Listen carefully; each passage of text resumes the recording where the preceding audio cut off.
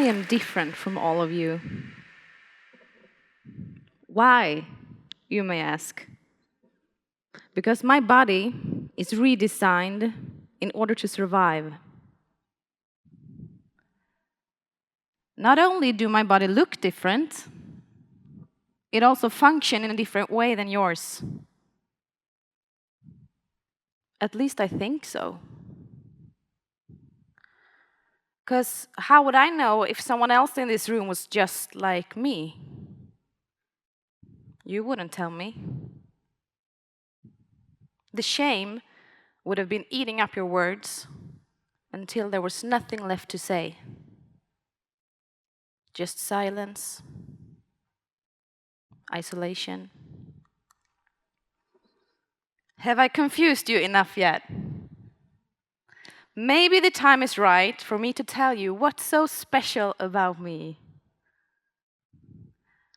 But first, I have to warn you, because I'm going to say a very dangerous word. A word that is so dangerous that it keeps people like me locked inside their homes, afraid to show who they really are. Poop. There, I said it. Are you still okay? I don't poop like you. When I was a little girl, I was diagnosed with morbus Crohn's disease. It's an autoimmune disease that attacks my intestines. If you manage to medicate in the right way, you can have a somewhat normal life. If you manage to medicate. That wasn't the case for me. When I was 23 years old, I had been battling with this disease for the majority of my life. I just had my little baby girl, Elle, and I was so extremely sick that there was no other way in order for me to survive than to amputate my large intestine completely. It was just hours away from rupture. And if that would have happened, bacteria would have been released in my abdomen and caused a deadly infection. So I got a stoma, which means that my small intestine was cut and brought to the surface of the abdomen and formed an opening, a stoma. A special bag was placed over the stoma to collect the feces, you know, the poop. Well, that was not my childhood dream for myself. I was lucky, blessed I would say, to have been brought up in a home where I learned about unconditional love. I was taught that my worth is not defined by my actions, my accomplishments, my looks, or my ability. I'm precious because I'm Stina. Nothing more, nothing less. And having a stoma does not change that. I'm still me. So instead of shame, my operation gave me pride and the joy of still being alive. Of course, I wanted to tell everyone about the life that I just got back. I was all happy and fuzzy on the inside because I just went from the darkest of nights to the brightest of days. Ew! Imagine to have to eat at a restaurant next to her. It's okay for me if she has it, as long as I don't have to see it. Well, I equal an ostomy bag with a diaper, and I don't see any grown-ups wearing diapers at the beach.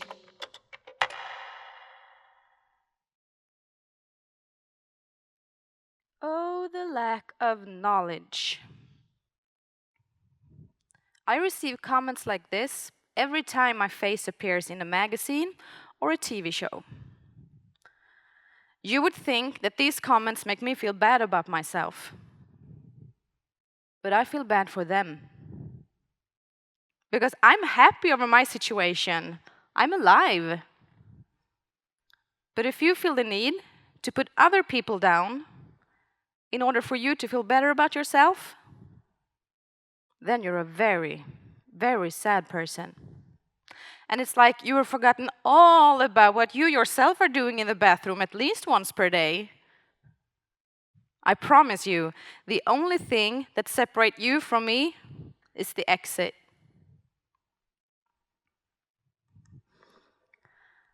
The lack of knowledge makes other people ignorant. But what if there was nothing to be ashamed of? What if we started to normalize normal things?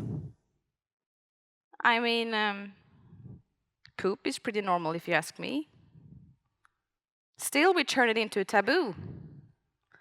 Same goes for bladder problems, scars, deformation, overweight, underweight, depression, suicidal thoughts, self-harm, menstrual problem, loneliness, and pretty much every single disease there is. Because it hurts to be different.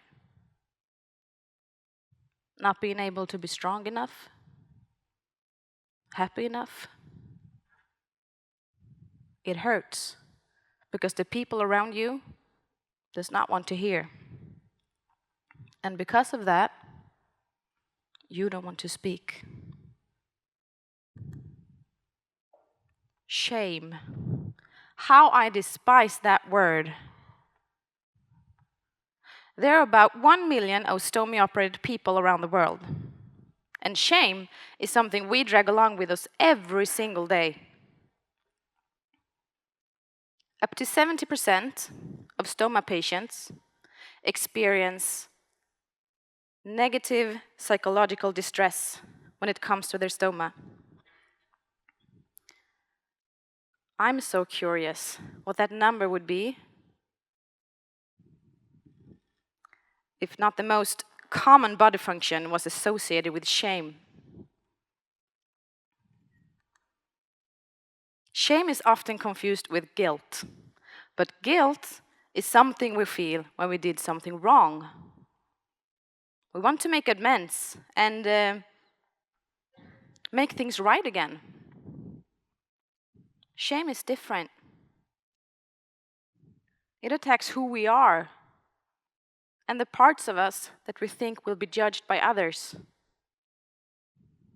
We don't want to share that. We want to hide it.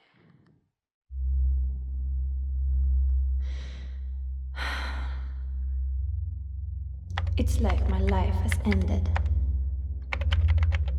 I'm too afraid to even leave my apartment. The worst part of having a stoma is that I'm so embarrassed. I don't want anyone to see me. And I don't want to tell anyone, because no one would understand.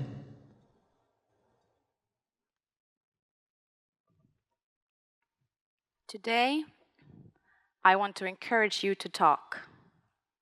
Talk about what's hard. Talk about your body issues. Talk about your emotions. And don't let any word or any circumstance be the source to shame and isolation. When I get the question how it's possible for me to be so brave, I always say it's because of two things. One, no stoma, no Stina. Because of the stoma, I'm able to live my life. Be a mother, a wife, a daughter, a sister, and a friend. That brings me joy and the courage to be brave. Two, I simply refuse to feel embarrassed about myself. But my goal today is not only to encourage you to talk, but also to listen. Get knowledge, be enlightened, and always have a thirst in learning more about the people around you. Have an open mind, and never forget that the person you least expect may have a life-changing experience to share with you. For me, the hard part is not about the questions that I get. It's about the questions that I don't get. Because they turn into stares and pity. And I don't want any of that. Once I got a comment from someone who thought that me and my ostomy bag should not be seen in public swimming pool areas. What did I do? I packed my bag and I went there the same day for a swim. Because I had to show myself that no one can tell me what to do and no one can tell me where to be seen. When I was in the shower, this little girl stopped and stared at me. I smiled at her, and then she asked me what was wrong with my stomach. Her mom was so embarrassed. But I assured her that I didn't mind her question at all. Because it gave me the chance to explain. What would happen with a lack of knowledge that turns into shame if we started to talk and listen to each other? My guess is that it would completely disappear. Questions will be asked and answered, and the negative preconceptions would dissolve bit by bit. If we are free from shame, we would be healthier.